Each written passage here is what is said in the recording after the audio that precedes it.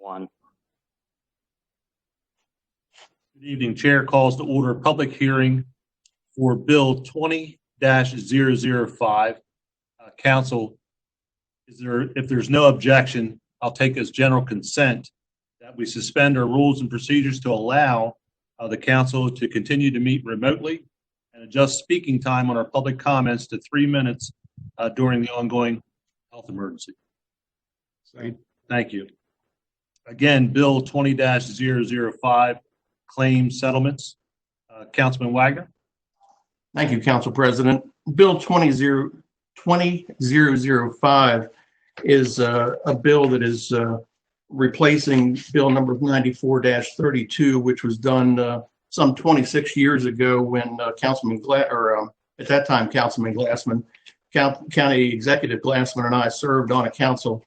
At that time, we raised the dollar amount in the self-insurance funds that were to be paid out as claims. All Bill 20-005 does is change it, taking out the wording from the county's self-insurance fund and replaces by the county, which makes it claims that are settlement or any claims that are asked for or settled through the courts or through the law department that has to pass by the council. The majority of the language is exactly the same as what's in 94-32, only changing the fact that it's not exactly taking it from the self-insurance fund. It's making sure that there's no other funding that goes in and the council has its eyes on it. And for that reason, I believe it provides better set of eyes and a better check and balance for the county to spend money on claims that would be settled. I would like to point out that Councilman Johnson is a co-sponsor on this, and I would certainly welcome anyone else who would like to join in. The change is minor at best, but it's major in terms of its scope. That way there's no other funding that can go into paying a claim short of the council seeing what it is. You know, at present time, we've got at least 2 rather large lawsuits that are sitting out there that have been for some time. And I find that the council's been a little bit exempted from any conversations or any updates or any information that should be forthcoming to us to let us know where we are in terms of positioning and in terms of the amount of dollars that have been spent. And to date, the only way you're going to get any information or that you have gotten any information is by asking for it.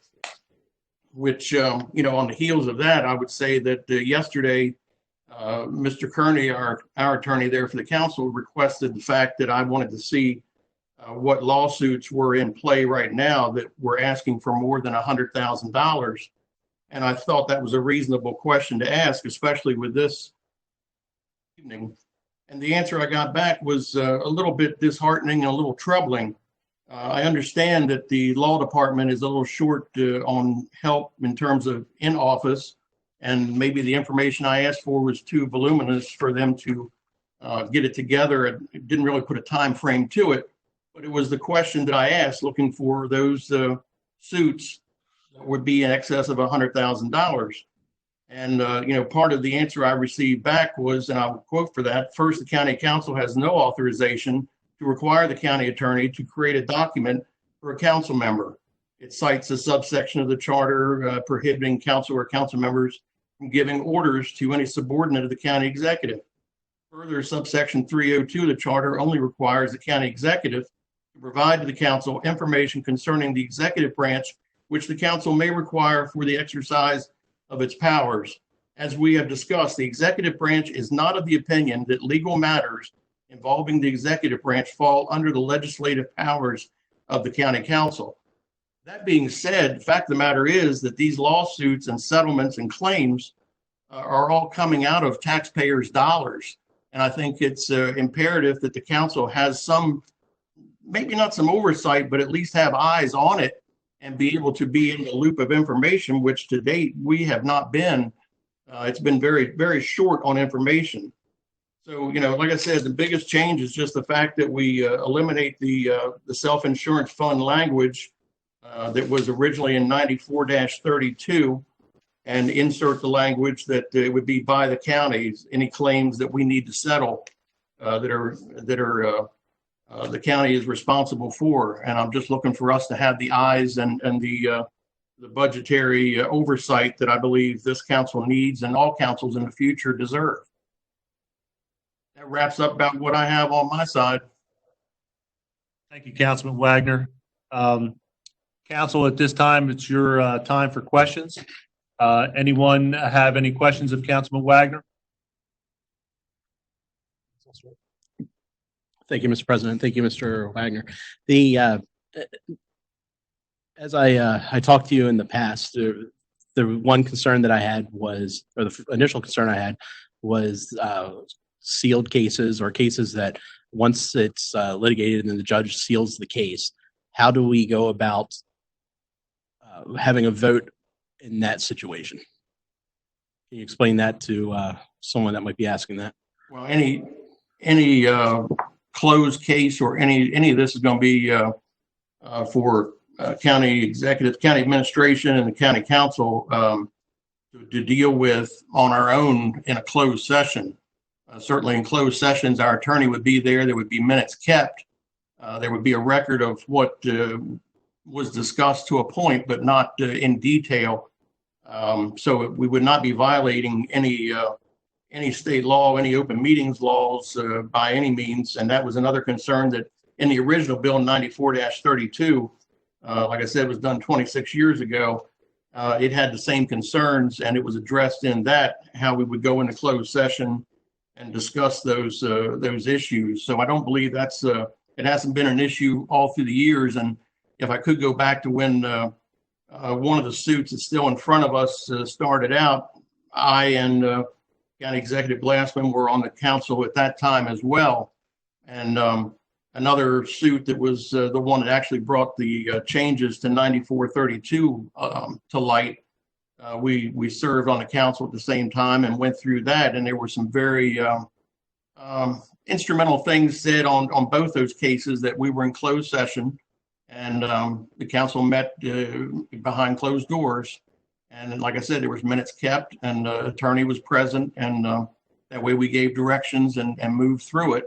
So I don't think that's an issue, Mr. Woods, and I appreciate your looking into what other jurisdictions might have had out there, and giving me that information today as well. Thank you for that. Yeah, absolutely. I believe there's more to come on that. I had another report after you received that saying that other jurisdictions are going to report in the next couple days. So we'll have some time to review that. I find it interesting that Anne Arundel County does have something similar to this. Very similar and maybe a little more stringent. I believe it is. Yeah, I believe it is more stringent. And I think the community and our citizens think we already have this power. And over the last, since I got on the council, often I hear the questions from the community about lawsuits and things that you and I both know we knew nothing about. And I think that does bring some transparency back to the community after these cases are done. So thank you. And there would be nothing worse than to settle a case for a large amount of money, and the first that we know of it being settled is reading about it in Aegis 2 or 3 months later. Correct. Thank you, Mr. Woods. Anyone else? Ms. Dixon, do we have anyone signed up? No, Mr. President, there is no one signed up to speak this evening. All right, with no one else signed up, this concludes our public hearing and will be addressed at a later meeting. And we have about 6 or so minutes before we start our regular meeting. So we'll be okay. Chair calls to order legislative session day 20-012.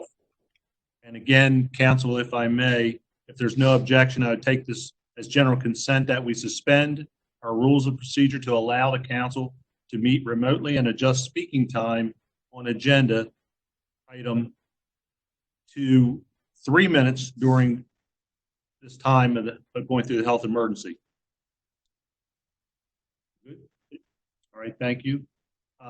Please join us in standing for the pledge, followed by tonight's opening prayer with Councilman Woods. I pledge allegiance to the flag of the United States of America, and to the republic for which it stands, one nation, under God, indivisible, with liberty and justice for all. Heavenly Father, we come to you this hour asking for your blessing and help as we gather together. We pray for guidance in the matters at hand and ask that you would clearly show us how to conduct our work with spirit, joy, and enthusiasm. Amen.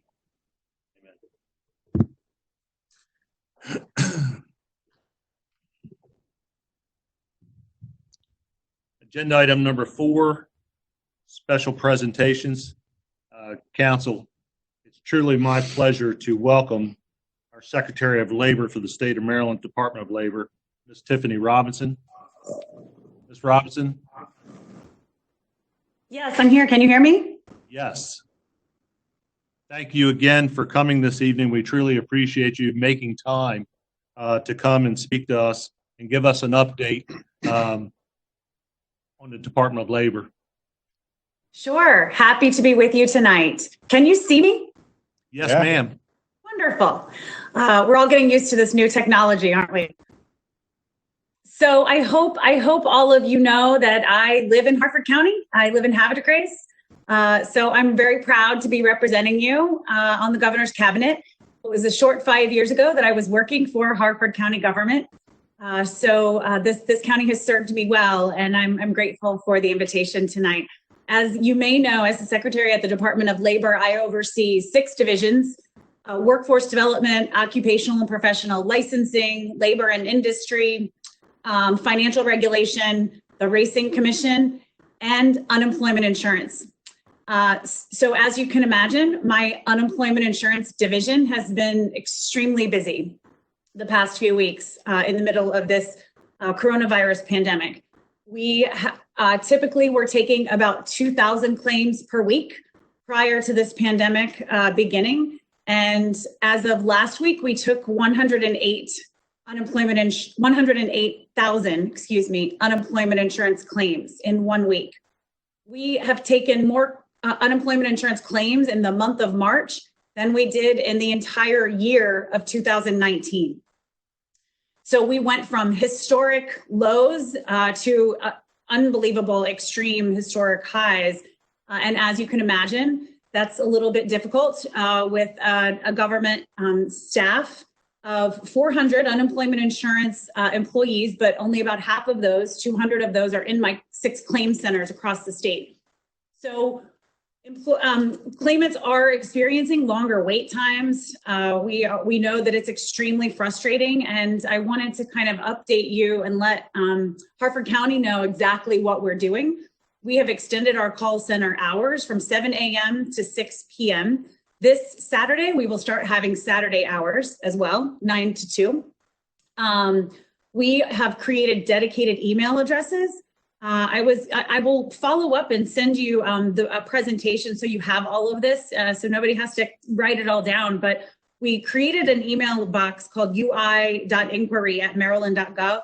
And we have so many people bogging down our phone lines that have simple questions. We have frequently asked questions on our website, and oftentimes many of their questions can be answered on our website, but they really want to talk to a person. We totally understand, and we are ramping up for that. But in the meantime, we have borrowed hundreds of state employees from other divisions in my department and from other state agencies to help us answer those questions via email. So we are getting through a ton of those and resolving a lot of issues to keep people off of our phone lines.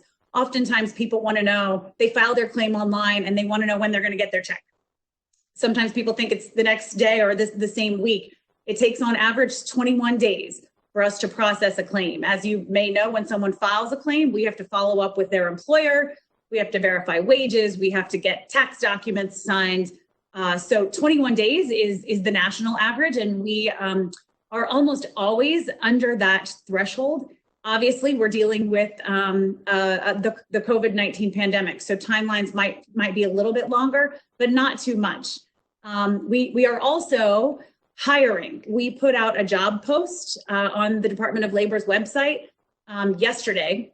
We are hiring 100 contractual employees for our unemployment insurance division. So if you know anyone that is looking to apply for work with the state of Maryland, we are training people. So please send them our way. Those will be people to help us down the road handle this volume. There will be a lot to do for a long period of time. Those are not that's not our short-term solution. We, in addition to the extra hours, the borrowed employees, the dedicated email addresses, we have also kind of revamped our online application system.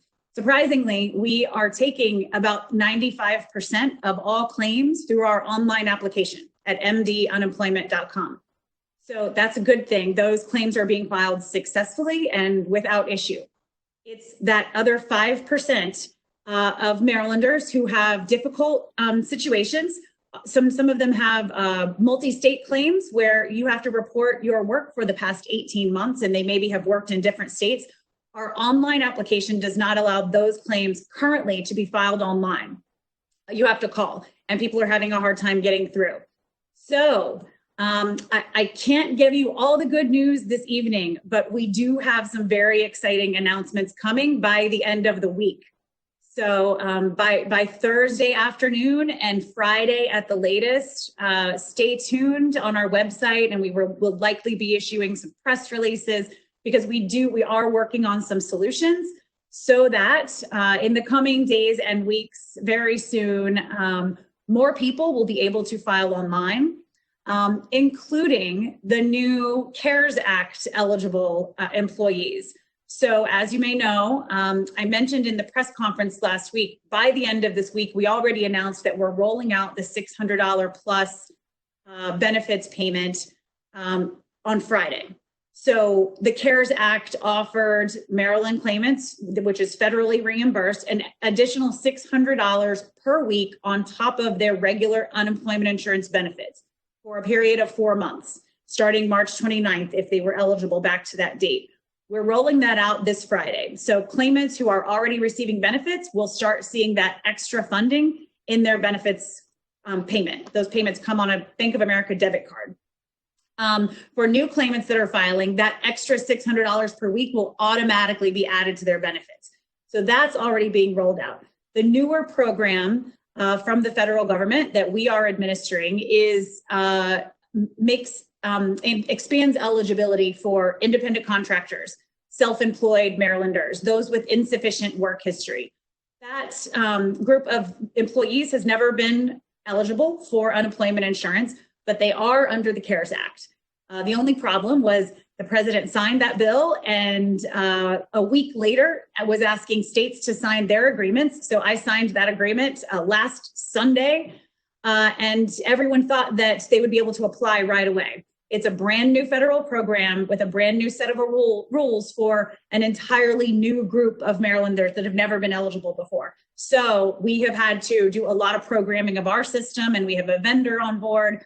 That is coming very soon. What we have done is created a box on our website where Marylanders can plug in their email address and let us know that they would like to be notified when that application is ready. So we have collected hundreds of thousands of emails, and as soon as that application is ready, which is coming very soon, all of those Marylanders will get an email blast directly telling them that the online application for that group of employees is now open, and they can go online and hopefully very smoothly and successfully file their application. And because of some of the additional changes and enhancements we have made, we hope to be able to get those benefits out in a very short amount of time. The most important thing that I keep trying to stress to all Marylanders is that no matter when or how they file a claim, their claims will be backdated to the original date of eligibility, back to January 27th, which is what the federal government is allowing us to do. And all benefits will be retroactive to that date of eligibility. So many Marylanders, even though they have had trouble getting through, when they get that first payment, they're going to be compensated for all those weeks they haven't been working. So we're just asking for everyone's patience. Hang in there with us. We are doing the best we can. We have our team working around the clock, I can assure you. With that, I'm happy to answer any questions you may have. So first of all, patience is the key word. There's no question about that. Right. And again, I want to thank you for making time to come. And I'd like to open the floor to Councilman Jan Giordano first. Sure. Thank you, Tiffany. Appreciate you coming to us live from Harvard to Grace. My question is on the employer side, how will this affect their rates for the next 3 years with all the people that have filed unemployment insurance? Is this going to get pulled out because of this event, or are they going to see an increase in their unemployment insurance moving forward and for the next 3 years when it's calculated in? That's a great question. So first and foremost, employers' tax rates were allocated in January, and every Maryland employer will keep that same tax rate that was assigned to them for the entire year of 2020. It will not change this year. So in terms of what happens next January, if nothing changes, yes, there will be some negative charge to the employer, but it's minimized by the federal government under the CARES Act. However, I am hopeful that some of our requests to the United States Department of Labor are going to be granted. So here's what we're asking for.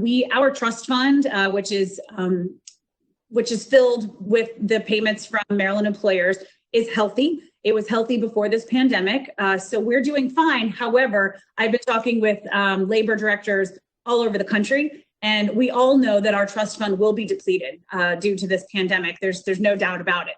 So the federal government has acknowledged that, and they have already offered states 0% interest loans from the federal government to replenish our trust funds through the end of this year. We know that they are talking about in phase 4 of the stimulus package additional options for states. They're 0% loans, spanning further out than the end of the year. And more importantly, what states, including our national organization, it's called NASWA, the National Association of State Workforce Agencies, they are asking on our behalf, and we as the state of Maryland are asking USDOL for grants from the federal government to replenish our trust funds. We do not in any way want any Maryland employees to have to bear the brunt of this crisis. And we know that it's not their fault that their employees can't come to work in many circumstances, and that they're filing for unemployment that is being offered by the federal government to keep our economy moving forward. So I can assure you that we at the state of Maryland are going to do everything in our power to try and turn those loans into grants for the states, particularly Maryland, so that we can replenish our trust fund in a way and be prepared for the coming years without having a negative effect on our employers. Thank you very much. That's a good answer, because I think everybody's concerned once they start bringing their employers back this year, their rate is what it is. But moving forward, that rate could increase for the following 3 years. The larger the number of employees that you have, the bigger the burden that is. So that is definitely a substantial amount of money to business with 100 employees, or even less than that, or more than that. So thank you very much, Tiffany. I appreciate it. Sure. Thank you, Mr. Jan Giordano. Anyone else? Mr. Woods? Thank you, Tiffany, for joining us tonight and being there to answer questions. I do have a unique question dealing with one of your departments that handles barbershops and things of that nature. I've been asked by public safety personnel if there's a way we can allow barbershops open for public safety, or for public safety for barbershops and beauticians and hairstylists to go to the firehouses or places like that. Reason why it's important is because of the PPE that firefighters, paramedics wear. We have requirements that your hair has to be maintained and out of the way. So a couple of the shops that some of the local fire departments have reached out to, they said that they would love to do something, but they're afraid it would violate their license because they received something from you guys saying that obviously they can't operate. And was hoping we could find a way to allow to designate them or work something out, even if we bring them to the firehouse and set up social distancing and have everything in place. Thank you, Councilman Woods, for that question. I have not received that request, but I completely understand why that would be necessary. If it's okay, I'll have to follow up with you on that one. I will need to check in with the governor's office, number one, because that was part of an executive order that those licensees not operate. As you may know, one of the other executive orders extended all occupational and professional licenses for 30 days beyond the end of our Maryland state of emergency, so that none of those licenses expired during this time. We didn't want anyone to be worried about that. That being said, my department does license the individual and also the location due to health and safety standards of where people are receiving haircuts and those types of services. So I'm going to need to follow up with you because I need to check in on a couple of things to see if there's a way or an exemption because of the state of emergency that we can make that happen. So if it's follow up and get back to you on that. Thank you. Thank you, Mr. Woods. Mr. Johnson. Council President, I didn't have anything. I'm sorry, I thought I saw you make a motion. Anyone else? Okay. Secretary Robinson, I truly appreciate you taking the time, as I said before. After you and I spoke the other day, I thought it was important, after listening to some of our citizens with the concerns that they had in being able to connect with our unemployment office, I thought no one better to speak to this than you, and I'm very thankful that you were willing to come on this evening, and hopefully we'll hear something really exciting come Thursday or Friday. Yep, stay tuned. Thank you so much for having me. Absolutely. Thank you. Be safe. Bye. Yeah.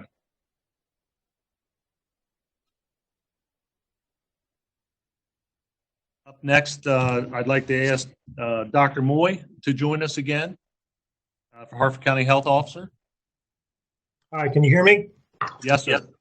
Great, thank you. Thank you, Council President Vicente and County Council members. So I'm here to give you an update on the coronavirus COVID-19 situation in Harford County. So first, an update on the numbers.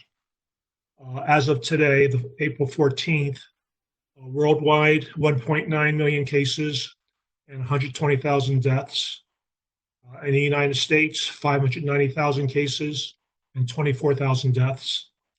In Maryland, 9,472 cases and 302 deaths. And in Harford County, 147 cases, and at this time, no deaths in Harford County yet.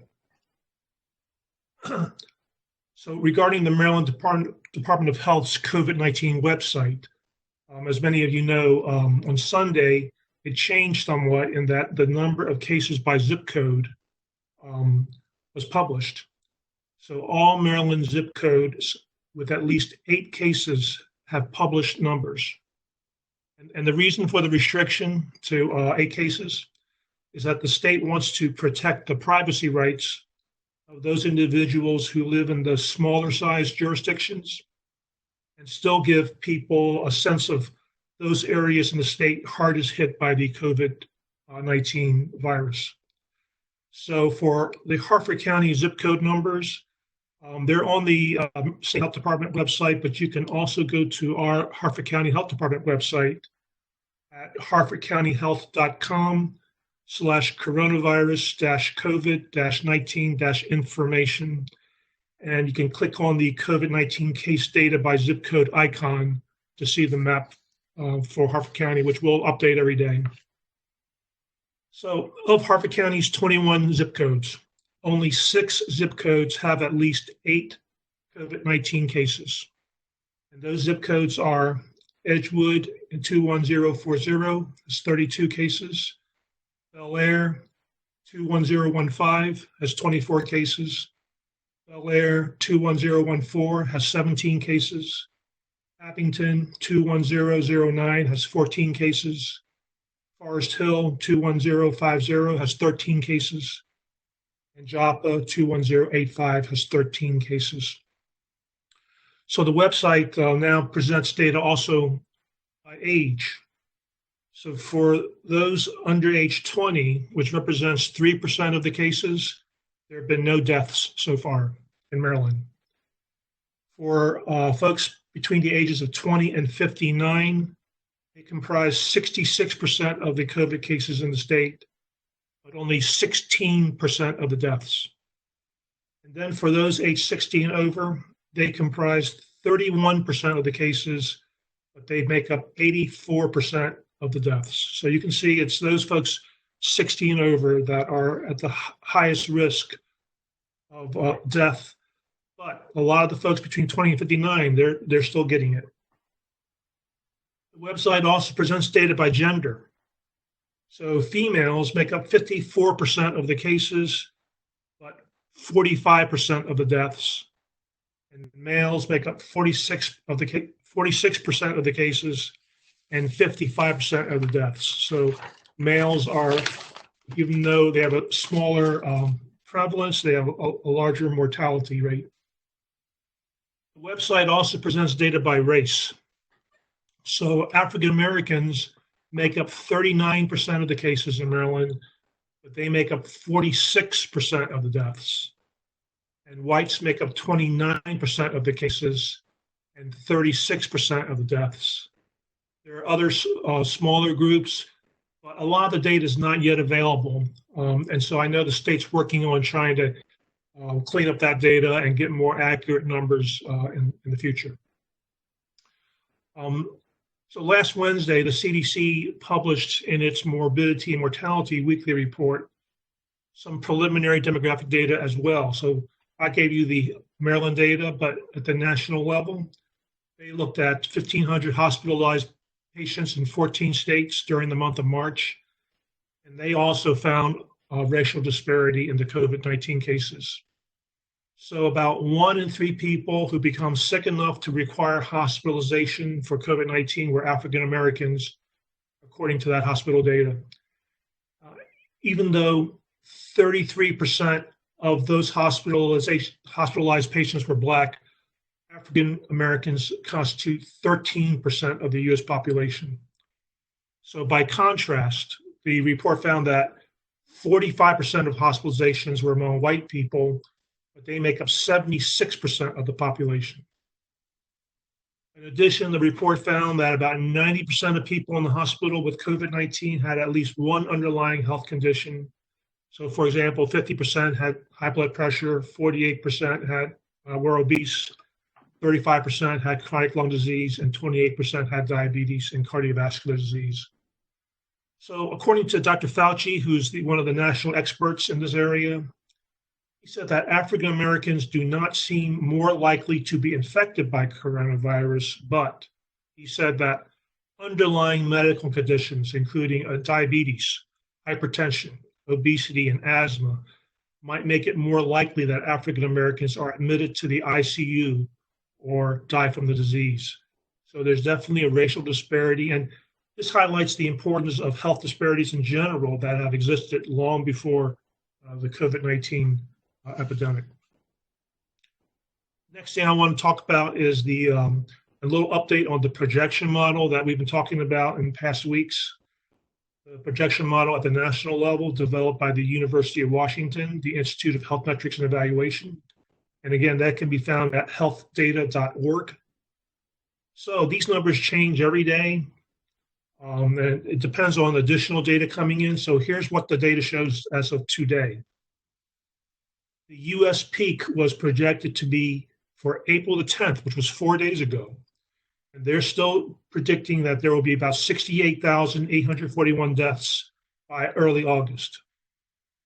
They projected the Maryland peak for April 11th. That was 3 days ago. And they were projecting that there would be about 595 deaths by early August. When they looked at the hospital beds needed and the ICU beds needed, they're basically saying that those shortages, they don't project shortages in those areas anymore. So here for the second week in a row, the projected numbers have really decreased significantly. And we think that that really supports the impact of the stay-at-home order and the social distancing practices. We think that's now taken effect and so they're not projecting as bad a situation as they had just a few weeks earlier. But then you have to be cautious about these numbers because first, there's only one methodology.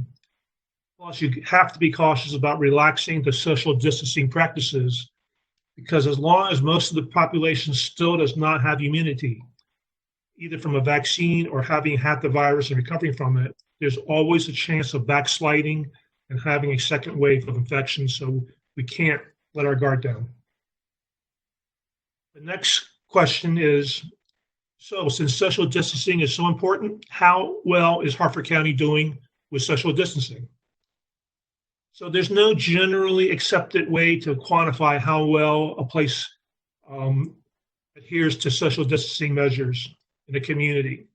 But there was one methodology published in last week's Aegis that was entitled Harford Ranks Middle of the Pack on Social Distancing Score. So what they cited was a firm called Unicast. Unicast is a data analysis firm, and they created a methodology for determining how well community is doing social distancing. And they apparently have access to data extrapolated from over 10 million anonymous cell phones. They can collect cell phone location data when the phones interface with GPS, Bluetooth, or Wi-Fi connections. Then they can measure the average mobility of people based on the movement of their cell phones. So this company says their goal is to create a tool for analytics and, in this case, public health awareness. So for Harford County, the scoreboard's data showed a 40 to 55% decline in average mobility, which basically reflects the state's aggregate score. Since we were basically on par with the state, they gave both the state and Harford County a C. But it looks like that there's been significant improvement with the social distancing practices, and that's working. In reviewing that website, actually no Maryland County earned a grade higher than a C, but throughout the country, there are some states that have gotten A's and B's based on that methodology. So the bottom line is this is a new methodology, yet to be verified, but gives you an idea of how organizations in the country are using new technologies to track people's movements and get a better handle on social distancing. Next topic I want to go over related to social distancing is Governor Hogan's April 5th executive order entitled Delegating Authority to Local Health Officials to Control and Close Unsafe Facilities. So I wanted to go over this to clarify our understanding of this executive order. And to do that, first I want to go back to the March 30th governor's executive order. That was the stay-at-home order that also closed all non-essential businesses. And that executive order was to be enforced by state and local law enforcement. What the April 5th executive order does is, first, it does not alter the March 30th executive order. Instead, it adds one more component to it, stating that the local health department can determine if an essential business is an unsafe business or facility by determining if it follows social distancing guidelines. So to be clear, it is not public health's role to determine if a business is an essential business or not. That's covered by the March 30th order, and it's under the auspices of law enforcement. Instead, it is public health's role to determine if an essential business is following social distancing guidelines, things like having policies in place, sick leave policies in place, signage, making sure that people have a chance to be 6 feet apart from others. So that's public health's role. It's not to determine if they're an essential business or not. Our approach is not meant to be punitive. We hope it to be educational and supportive because we want essential businesses to continue operating, but only to the extent that their employees can stay safe. So as long as the business works with us cooperatively and collaboratively, we should be able to find a way to resolve most situations. However, if there's a situation in which a business is not cooperative and not collaborative, we won't have any choice but to work with county and state law enforcement and other state and county officials to comply with the governor's executive order. We had a good conference call yesterday with law enforcement throughout the county. State's Attorney's Office, government officials, Maryland State Police. And we believe we've got a consensus on how to approach this as constructively and as smoothly as possible. Finally, the main focus foremost on the state's mind and in our minds right now are those vulnerable populations, those in nursing homes, assisted living facilities, and other congregate living situations, who, if they are exposed to a person with the virus, can rapidly infect many others around them. I think so far the nursing homes and assisted living facilities and others in Harford County have done an amazing job of doing what they can to prevent a large COVID-19 outbreak. When you look at Harford County's overall COVID numbers compared to other counties of similar population size, you'll see that we're at this point, we're sort of holding our own. But I can tell you, it's only a matter of time before an infection will take place in a nursing home, and then we will have to do everything possible to contain and mitigate those infections. So once again, So I got it now. I see him. I see Malamo. Nope. hello, can you hear me? Dr. Moy, thank you. Thank you for your update this evening. We appreciate being able to listen to you from time to time, get your insight and information updates to us. Again, when you and I spoke last, we talked about the peak. And as you talked a little bit this evening, you said to me the other day that you thought the peak was going to be pushed out a little further out. Yeah. You hear me? Can you hear me? Yes, yes. Yes. So according to this methodology, apparently we passed that peak. So that's a little surprising to me. But once again, methodologies are just methodologies. You almost have to just kind of see how the numbers trend. So whether we've peaked already or not, I think we're happy that the numbers in Harford County haven't gotten very, very high yet. So I just think we're just going to watch the trend. All right, very good. Council, anyone have any questions of Dr. Moy? All right, seeing none. Dr. Moy, I want to thank you again for your time this evening. I will look forward to speaking to you again tomorrow, I guess. Okay, thank you. Thank you.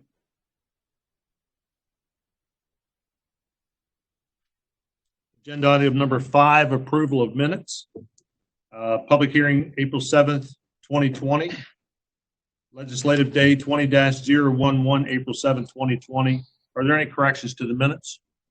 Let's see. There being no corrections, the minutes stand approved. Agenda item number 6, introduction and consideration of resolutions. Resolution 006-20, Master Water and Sewer Plan Spring 2020 update. May I have a motion? Mr. President, Mr. Woods. move to approve Resolution 006-20, Master Water and Sewer Plan Spring 2020 update. Thank you. Second. Thank you, Mr. Schroeds. Moved and seconded to approve Resolution 006-20. Is there any discussion? Ms. Dixon. Mr. President, Aye. Mr. Johnson, Aye. Mr. Woods, Aye. Mr. Giangiordano, Aye. Mr. Schroeds, Aye. Mr. Wagner, Aye. Mr. Biola. Aye. Thank you. There being 7 votes in the affirmative and 0 in the negative, Resolution 006-20 is hereby approved. Resolution 012-20, Amendment to Housing Agency Administrative Plan. May I have a motion? Mr. President, Mr. Woods. move to approve Resolution 012-20, Amendment to Housing Agency Administrative Plan. Have a second. Second. Thank you, Mr. Schroeds. It's been moved and seconded to approve Resolution 012-20. Is there any discussion? Mr. President. Mr. Woods. Thank you, Mr. President. Council, during the last days or so, or legislative session of the O'Malley administration, the county's lost little bit of local control. And the local control removed our abilities to have a direct say in where medium, low, and workforce housing would be located within our counties. The part of that local control gave us the flexibility to designate areas of opportunity and where we felt that there were adequate resources. When we lose that type of local control, we get housing projects in areas that don't necessarily have those resources. Some of the requirements for these workforce housing and medium and low income housing projects are things like transportation needs, walkable paths, walkways, things of that nature. And when we lost that local control, we automatically saw a couple of these locate in areas that have no public transportation, walkable paths. The first one that comes to mind for me is on the corner of Benson, the Benson project on the corner of Route 1 and Harford Road. There's no walkable paths, no direct access to public transportation. There's no local programs in the area. And I think there's more suitable areas that if the county still had our local control to express it to the state in these programs, we would have them located, a project like this located in areas that would help the communities the most. The medium income for that housing project that'll be in Fallston, I believe you have to be like $65,000 to $70,000 for the income. How is that helping? And I feel projects like that, these voucher programs, without our local control and having people here that know the area, know where the services are best held, we're at a disadvantage, and we are disadvantaging more people by having programs in that sense. As much as they're needed and programs like this are beneficial and helpful and needed in the county, I can't support something when we don't have local control. That is our job as the council. It's what I fight for at Mako and down in Annapolis. Local control is our biggest thing we advocate for in Annapolis. And I have a hard time supporting anything. Not that this resolution takes any more local control away from us, but this amendment is part of a program where we lost local control. So I can't support that. Thank you, Mr. Woods. Anyone else?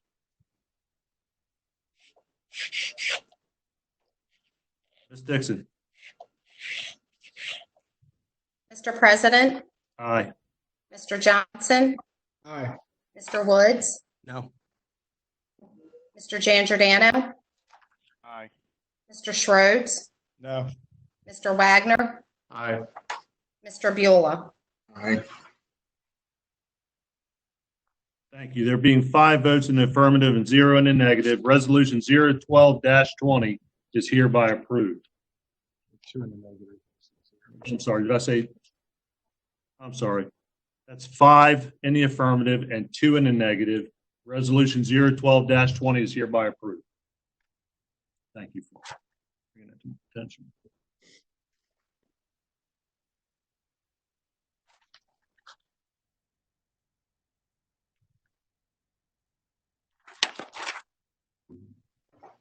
Vice President, would you please read in resolution 013-20 and 014-20 into the record for introduction? Thank you, Mr. President. Resolution 013-20, adoption of property tax rate, introduced by Council President Vincini at the request of the county executive. A resolution to levy and impose a property tax upon all persons for real and personal property in Harford County, Maryland, both within and without the city of Havre de Grace and the city of Aberdeen and the incorporated town of Bel Air in the county. That is subject to ordinary taxation in accordance with Article 15 of the Declaration of Rights of the Maryland Constitution. The property tax article, Senate Bill 626, Chapter 8 of the 2000 General Assembly, and the local government article of the Annotated Code of Maryland, and Chapter 123, Article I, Sections 123-15,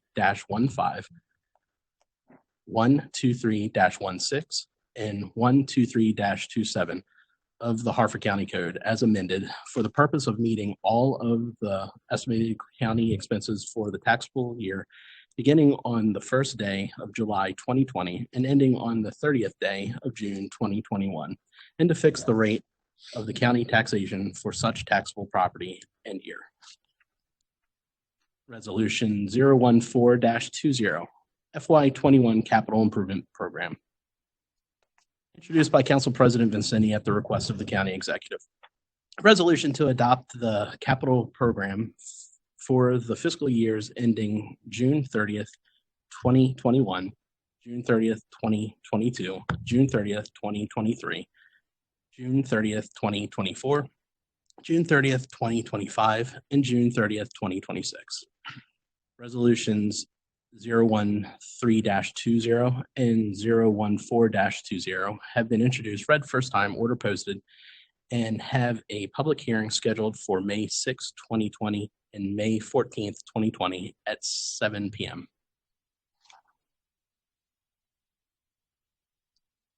Thank you. Would you also please read in bills 20-006 through 20-009? Agenda item number 7, introduction of bills. Thank you, Mr. President. Bill number 20-006, transfer request. Introduced by Council President Vincenti at the request of the County Executive.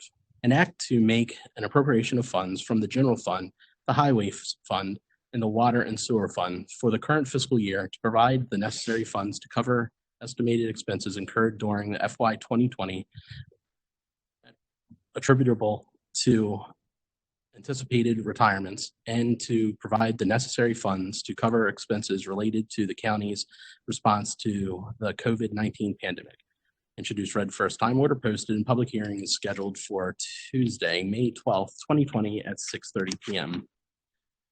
Bill 20-007, Blue SAP enhancements. Introduced by Council President Vincenti at the request of the County Executive.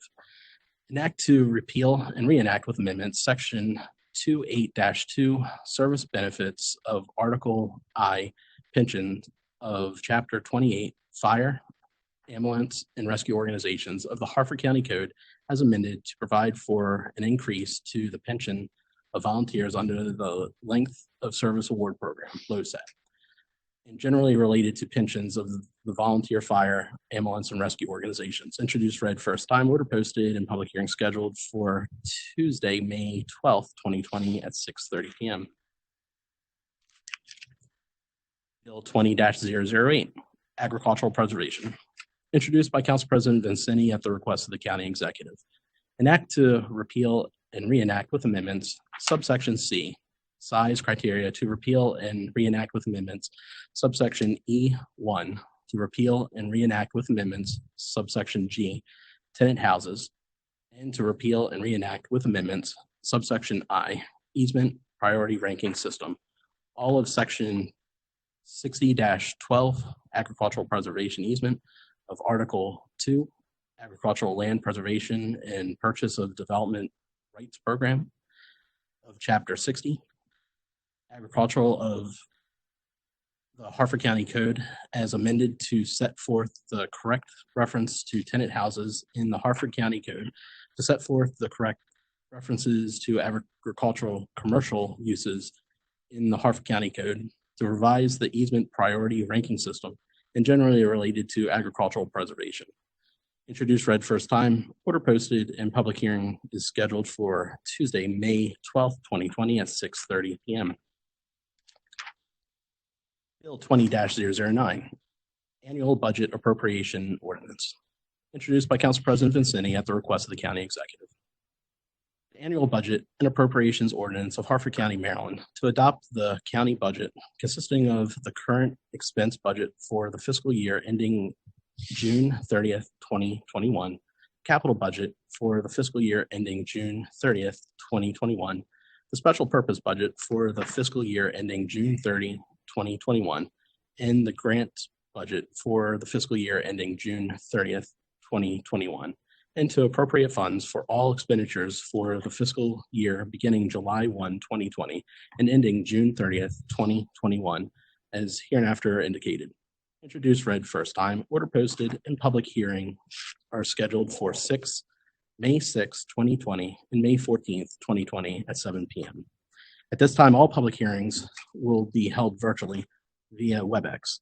The instructions for participating and watching remotely will be in an ad that runs in the Aegis. It will also be included with the agenda as it's posted. Thank you, Mr. President. Thank you, Mr. Woods. Agenda item number 8, business from the president. I guess first I want to mention that council did receive the administration's budget yesterday, much sooner than we anticipated, even though it was a couple of days. We appreciate getting it as soon as we could. We just the overview looks very good. I believe that the administration's conservative approach to just about everything they do has served us well, and will hope to serve us throughout this COVID-19 time, and hopefully we will fare this fairly well. Want to go ahead and advertise our work sessions for the budget again, and now that we are moving forward with a virtual process, I want to go ahead and continue to mention that April 23rd, April 24th, April 27th, and April 28th. Also, our public hearings, May 6th at 7 p.m. and May 14th, 7 p.m. All of them will be through a virtual format. We look forward to those of you who want to participate in the public hearings for the budget. All of the public hearings for the bills will also be through a virtual format. I want to thank, again, our IT department, the administration's IT department. Brian Sill is with us again tonight, George Bierman, for their assistance in helping us come to you through a virtual format. And also Ms. Dixon and Ms. Harris for their input as well. Tonight, again, is a difficult night for us. Jeannie and I want to wish to express our deepest condolences to Nancy Boland and her entire family due to the untimely passing of her husband, Dennis. Dennis was extremely active throughout his community and throughout the county. He was a dear friend, devoted to his family, extremely active in the real estate community. Recently, my colleagues and I had the pleasure of recognizing Dennis with a council proclamation for his community service. So I would ask all of us to keep Nancy and her family in our thoughts and prayers. And with that, Mr. Johnson.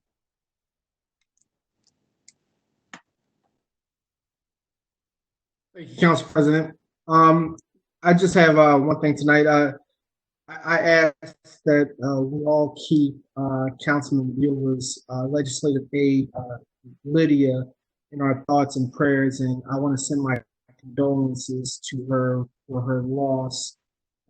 She lost I believe her father and her stepmother. So I ask that we keep her in our thoughts and prayers, and with that, I yield my time back tonight.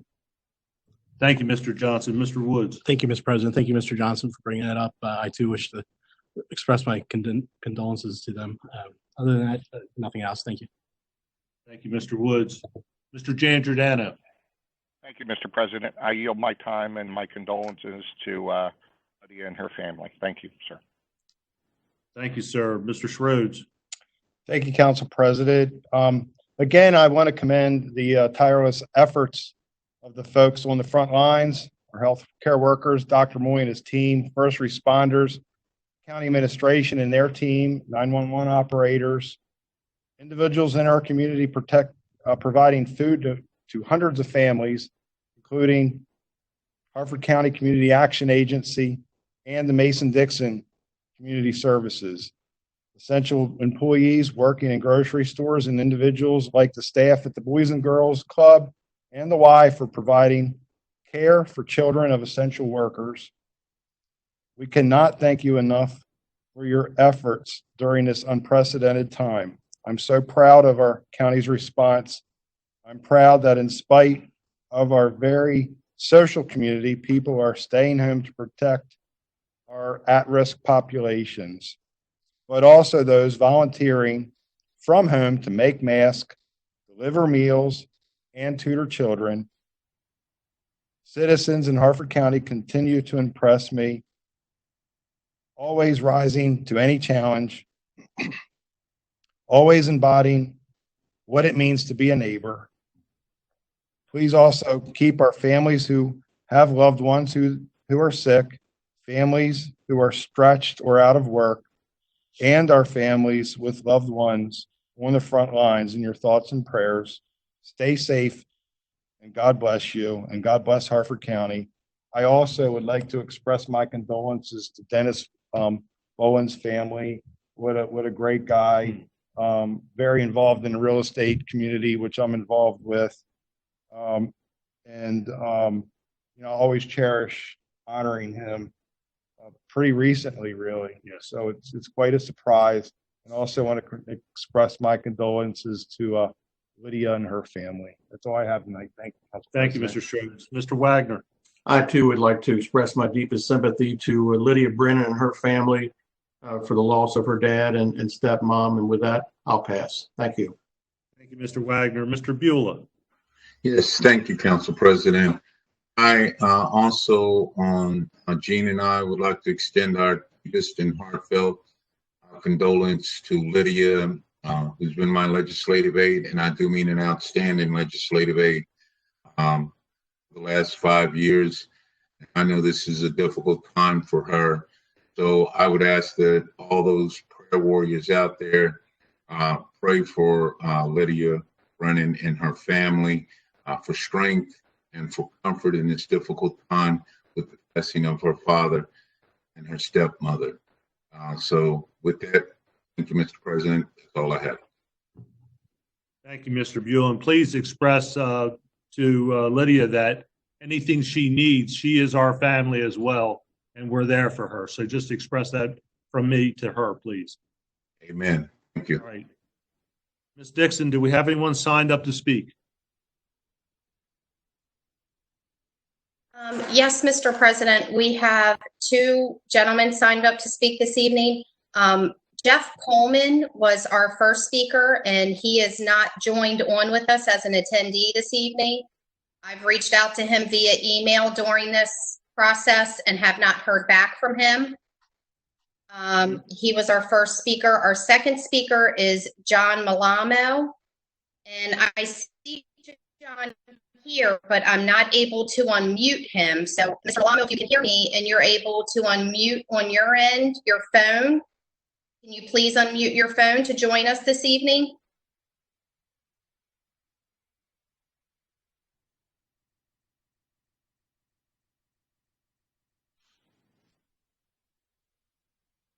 Is my mic on? Ms. Dixon? Yes. So the first gentleman was scheduled to speak but has not connected to us? Is that what No, you're saying? he has not. And Mr. Malamo's on, but his mic is not on mic? I mean, he's not able to speak? No, it's not giving me the ability to unmute him from where I need to. So I'm trying to figure out what he has, if he's muted on his end.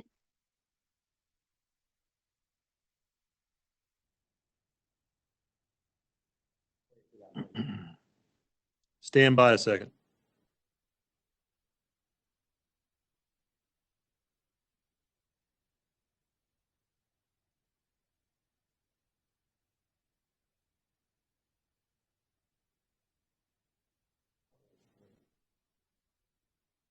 Yeah.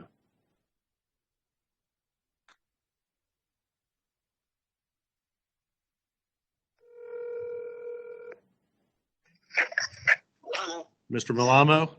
Yes, sir. All right, hold the line just a second.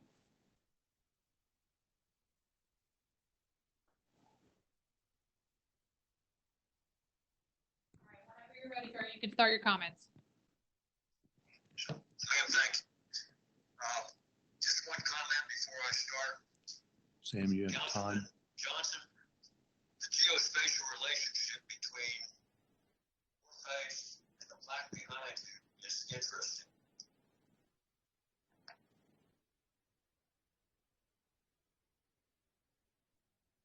Anytime you're ready, Mr. Malamo. All right. You hear me now? Yes, sir. Time's ticking. Just a comment on the geospatial relationship between Mr. Johnson's face. Mr. Malamo, if you could please come on with your comments, sir. I'm sorry, what? could you please move forward with your comments, please? Can you hear me? Yes. All right, John T. Milano, 2402 Eagle View Drive. We'll continue on tonight with the review of the DAC transcript. There's no question that Maryland law and granting a special exception is prescribed.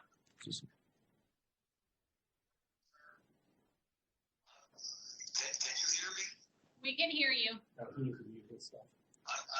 feedback from Councilman Vincenti that he cannot hear me. You need to mute whatever you're listening to on your end. If you have the video pulled up, you might just have to mute that. Okay, can you hear me now? Yep, we can hear you. All right.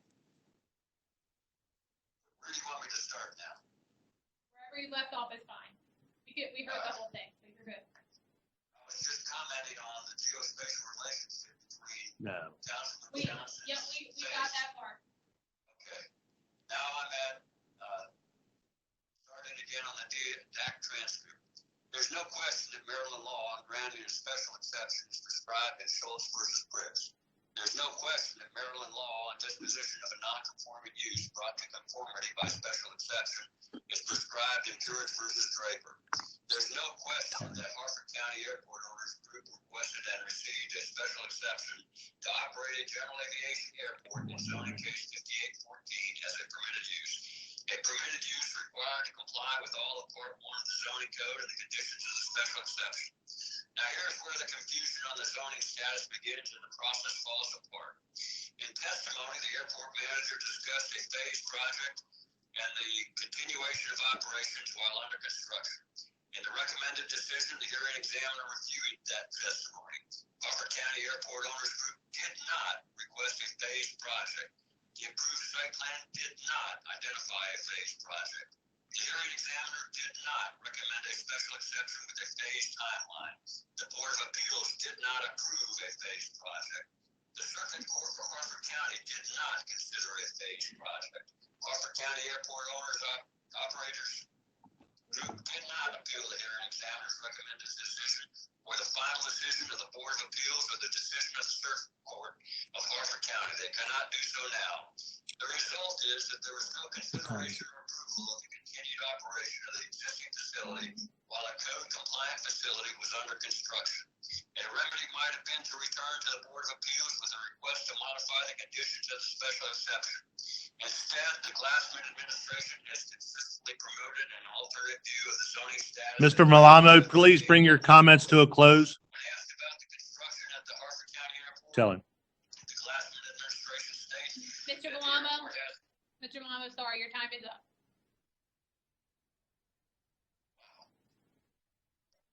Ms. Dixon, Thank you. Can I just make one more statement? No, we're finished. We have another speaker. Ms. Dixon, Yes, Mr. President.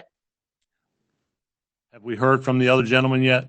I just received an email back from him that he was not able to join in, so I'm not quite sure. And there's no one else signed up? There is not. Thank you, Ms. Dixon. With no one else signed up, we'll adjourn this meeting. Thank you.